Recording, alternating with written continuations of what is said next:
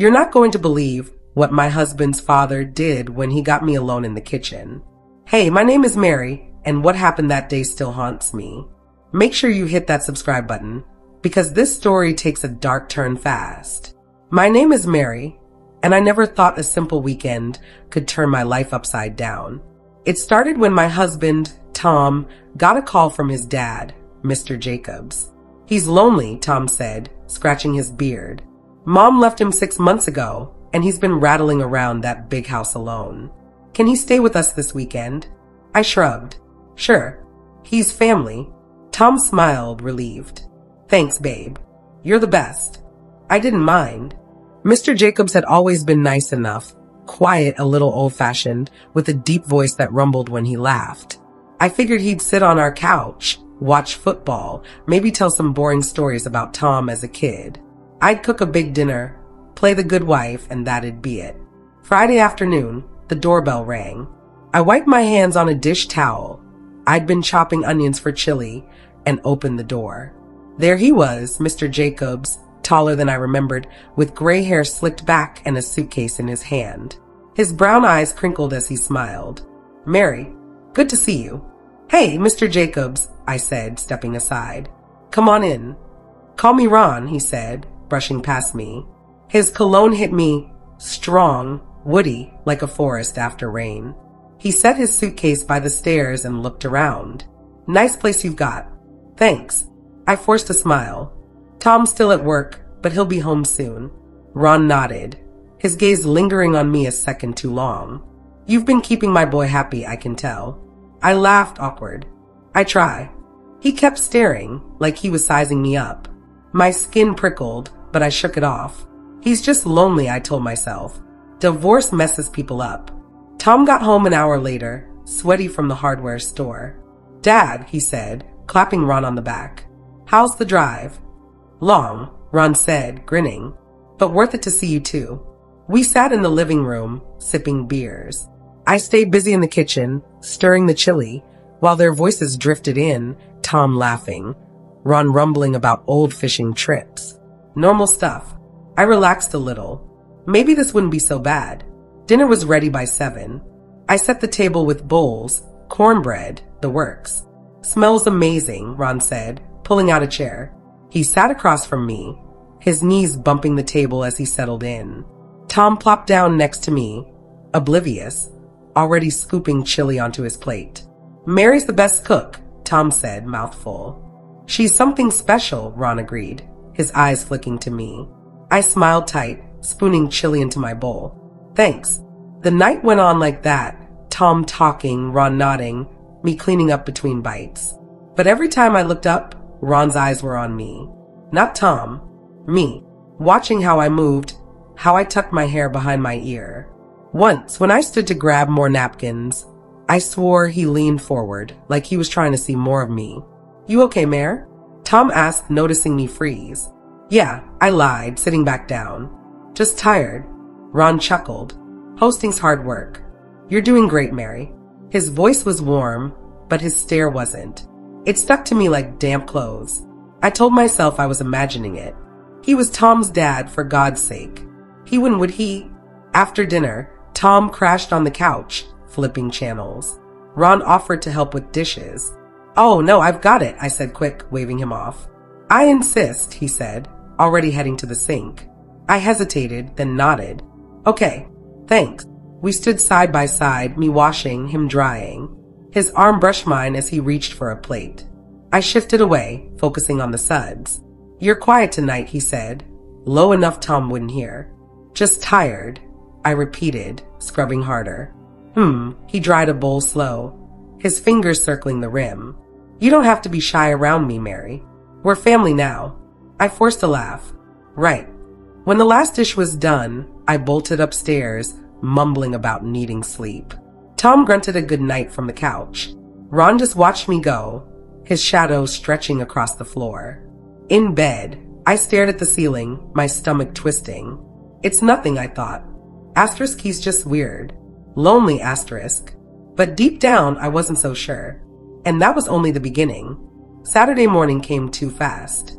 I woke up to the smell of coffee and the sound of Tom clattering pans downstairs. I rubbed my eyes, hoping last night's weirdness with Ron was just me overthinking. I pulled on a hoodie and jeans, took a deep breath, and headed down. Tom grinned from the stove, flipping bacon. Morning, sleepyhead. Hungry? Always, I said, forcing a smile. Ron sat at the kitchen table, sipping coffee, his hair still wet from a shower. He looked up as I walked in, his eyes locking on me. Morning, Mary, he said, voice smooth. You look nice today. I froze mid-step. I was in baggy clothes, no makeup, hair a mess. Thanks, I mumbled, grabbing a mug. Tom laughed. She's a knockout even half asleep, right, Dad? Damn right, Ron said, leaning back in his chair. You're a lucky man, Tom.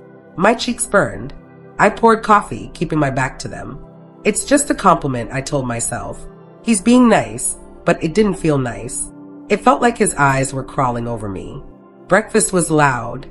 Tom joking, Ron chuckling, me picking at my eggs. Every time I glanced up, Ron was watching. Not eating, not talking, just staring. Once he caught my eye and winked.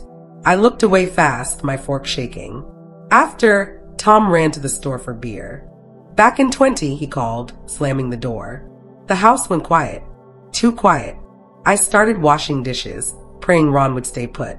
No such luck. He walked in, hands in his pockets, leaning against the counter. You're a natural in here, he said, nodding at the sink. Cooking, cleaning, Tom hit the jackpot. I forced a laugh. Just doing my part. He stepped closer. No, really. You're special. Pretty, too. I bet every guy in town was after you before my boy snatched you up. My stomach twisted. I don't know about that. Oh, come on, he said, smirking. Look at you. Those eyes. That smile. His gaze dropped lower, lingering on my chest. And the rest of you? Perfect. I gripped the sponge, water dripping down my wrist. Mr. Jacobs, Ron, I'm just me. Don't sell yourself short, he said, his voice dropping. You've got something. A spark. I see why Tom picked you. I turned away, scrubbing a plate so hard it squeaked. Thanks, I guess. He didn't move. I could feel him behind me, his shadow stretching across the counter. You know, he said, casual. My ex-wife never cooked like you. Never looked like you either. Tom's doing better than I ever did. That's nice of you to say. My throat tightened. I wanted Tom to burst through the door, but the house stayed silent. Ron laughed, low and rough. Just telling the truth. You're a catch, Mary. If I were 20 years younger, he trailed off, letting the words hang. My hands froze in the sink. Did he just say that? I turned my head slightly, catching his grin, too wide, too sharp. I should check the laundry, I blurted, dropping the sponge. Need help? He asked, stepping closer. No, I said, too loud. I'm good. Thanks. I bolted upstairs, my heart pounding. In the laundry room, I leaned against the dryer, sucking in air. He's joking, I told myself. He's lonely, drunk on divorce vibes, whatever, but that grin stuck in my head and his words replayed like a bad song. Dinner was worse. Tom grilled burgers and we ate outside. Ron poured me wine, too much wine, his fingers brushing mine as he handed me the glass. To a beautiful hostess, he said, raising his drink. Tom clinked his beer against it. Here. I sipped, my hand shaky. Ron kept talking, his compliments piling up. Mary, this salad's amazing. You've got magic hands. Then, later, that dress looks good on you. Shows off your figure. It's just a sundress, I said, tugging the hem down. Still, he said, winking again. You make it work. Tom laughed. Lay off, Dad. You'll make her blush. She should, Ron said, staring at me. She's got plenty to be proud of. My skin crawled. I excused myself to clear plates, but Ron followed. Let me help, he said, his voice too close. I've got it, I snapped, sharper than I meant. He held up his hands, smirking. All right. Just trying to be nice. Back inside, I dumped the plates and gripped the counter. He's not stopping. Every word, every look, it was piling up, heavy and wrong. I wanted to scream, but Tom was outside, humming, clueless. That night, I locked our bedroom door. Tom raised an eyebrow. What's that for? Just habit, I lied. But it wasn't habit. It was fear. And the weekend wasn't over yet. Saturday night dragged on. Tom fell asleep on the couch, snoring through some action movie. I couldn't relax. Ron's compliments kept echoing in my head, his winks flashing like warning lights. I tossed in bed until 1 a.m., then gave up. Water. I needed water. I tiptoed downstairs, avoiding the creaky steps. The house was dark, quiet except for Tom's snores. In the kitchen, I flicked on the dim light above the sink and grabbed a glass. That's when I heard it, a shuffle behind me. Couldn't sleep either? Ron's voice cut through the silence. I jumped, water sloshing over my hand. He stood in the doorway, wearing a faded t-shirt and pajama pants, his hair messy. Jesus, you scared me, I said, setting the glass down. Sorry, he said, but his smile didn't look sorry. He stepped closer. Thought I'd get a snack. You. Just thirsty. I kept my voice flat, hoping he'd leave. He didn't. He leaned against the counter, too close, his cologne hitting me again. You're up late a lot, huh? Tom's lucky. He sleeps like a rock. Yeah, I said, edging toward the sink. He's out cold. Ron nodded, his eyes on me not blinking. You're a good wife, Mary. Taking care of him. This house. Everything. Thanks, I muttered, filling my glass again, just to have something to do. He moved closer. I felt the heat of him before his hand brushed my back. Light, like an accident. I stiffened. You're tense, he said, his voice low. Need a massage? No, I said quick, stepping away. I'm fine. But he didn't stop. His hand slid to my waist, fingers curling around my hip. My breath caught. Ron, what? Chill, he said, pulling me closer. Relax. It's just us. Panic exploded in my chest. I froze, my glass clinking against the counter. His grip tightened, his other hand landing on my shoulder. I could smell beer on his breath, faint but sharp. You're so pretty, Mary, he murmured. Too pretty for this little life. My skin screamed. I shoved his chest hard. Get off me. He stumbled back, hands up, eyes wide. Whoa, calm down. It was a joke. A joke. My voice shook, loud in the quiet. You grabbed me. I didn't mean it like that, he said, fast, desperate. Don't wake Tom. Please. I stared at him, heart slamming against my ribs. His face was red, his smirk gone. You're disgusting, I hissed, backing toward the door. Mary, wait, he reached out, but I was already gone, running upstairs. I locked our bedroom door again, my hands trembling. Tom's snores rumbled from downstairs. I climbed into bed, pulling the covers tight, but my mind raced. Asterisk, he touched me. He actually touched me, asterisk. The kitchen light stayed on. I heard Ron moving around, then nothing. Silence. But it wasn't over. Not even close.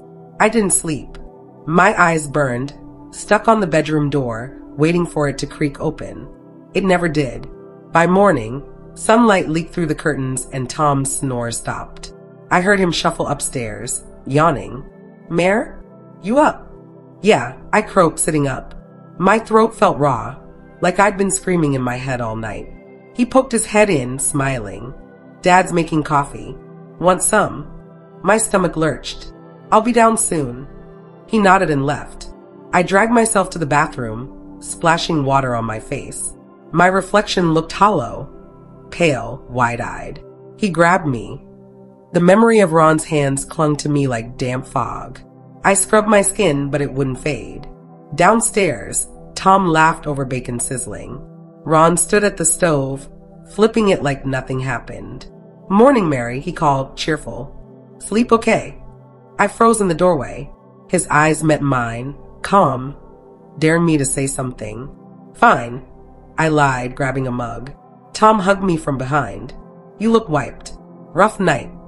Just restless, I said, dodging Ron's stare. Breakfast was torture. Ron acted normal, too normal, cracking jokes, patting Tom's shoulder. I barely touched my food, my fork scraping the plate.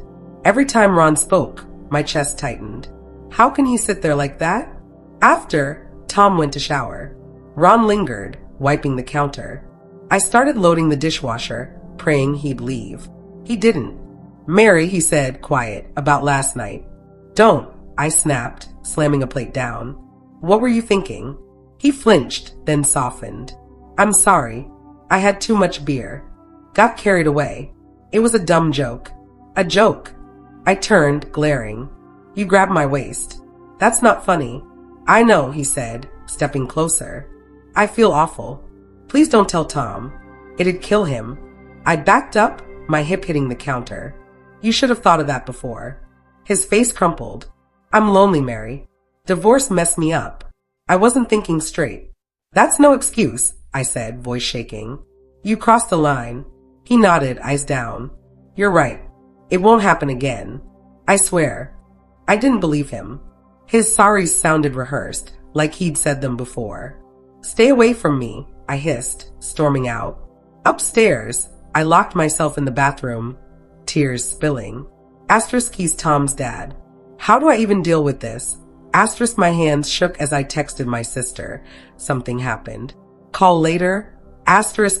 She replied instantly. Yes. You okay? No, I wasn't. When Tom came out of the shower, I faked a smile. Dad's heading out soon, he said, toweling his hair. Want to say bye? Sure, I lied. Ron left an hour later, suitcase in hand. Thanks for having me, he said, hugging Tom. Then me, quick, stiff. See you, Mary. His touch made my skin crawl. I nodded, silent. As his car pulled away, relief hit me. But then dread. What now? Ron was gone, but he wasn't. His hands, his voice, they stuck to me. Sunday passed in a blur. Tom watched football, yelling at the TV. While I stared at my phone, my sister's text unanswered. What do I say? If I told Tom, would he believe me? Would he hate me for saying it? That night, I cooked pasta, barely tasting it. Tom noticed. You're quiet again, he said, twirling spaghetti. What's up? My heart raced. Tell him. But the words wouldn't come. What if he defended Ron? What if he said I misread it? Just stressed, I mumbled. Work stuff. He frowned but nodded. You'd tell me if it was serious, right? Yeah. I lied, my throat tight. In bed, I lay awake, replaying the kitchen. Ron's grip. His fake apology. I Googled father-in-law inappropriate, scrolling through stories, wives ignored, family shattered. One post said, told my husband. He called me a liar. Divorced now. I shut my phone, tears burning. Monday, I called my sister, Jen, from the car. What happened? She asked, voice sharp. I told her everything. Ron's compliments, the kitchen, his begging. She gasped. That's assault, Mary. You have to tell Tom. What if he doesn't believe me? My voice cracked. It's his dad. He loves you, she said. He'll listen. And if he doesn't, you've got me. I wanted to believe her. But Tom worshipped Ron. Fishing trips, old stories. My dad's the best. How do you break that? At home, Tom was cooking tacos, humming. Rough day, he asked, seeing my face. I nodded, silent. Asterisk now. Say it. Asterisk, but he looked so happy, so clueless. I couldn't. Days dragged. I avoided Tom's questions, faking smiles. Every creak in the house made me jump, like Ron might appear. I checked the locks twice at night. Jen texted, "You told him yet?" I didn't reply. By Friday, I couldn't eat. My hands shook, dropping a glass. It shattered and Tom ran in. "Babe, you okay?" "No," I whispered, tears spilling. He knelt, grabbing my hands. "Talk to me. Please." I opened my mouth, but family flashed in my mind. Thanksgivings, Christmases, Ron always there. If I told, it'd explode. Tom might choose him. Or worse, believe me but resent me forever. I can't, I said, pulling away. He stood, hurt. "I'm here, Mare. Whenever you're ready." I nodded, but I wasn't ready. Maybe I'd never be. Saturday, I called Jen again. "I'm stuck," I sobbed. "What if telling ruins everything?" "Then it's already ruined," she said. "You can't live like this." She was right. I felt like a ghost, haunted by Ron's hands. But there was one person who might know more, Tom's mom, Ellen. If anyone knew Ron's secrets, it'd be her. I found her number. My finger hovered over call. What if she blames me? But I had to know. I called Ellen Sunday morning. My hand sweated as the phone rang. She answered, voice soft. "Mary? Everything okay?" No, I said, barely above a whisper. Can we talk? Private. She paused. Sure. What's wrong? I took a breath. It's about Ron.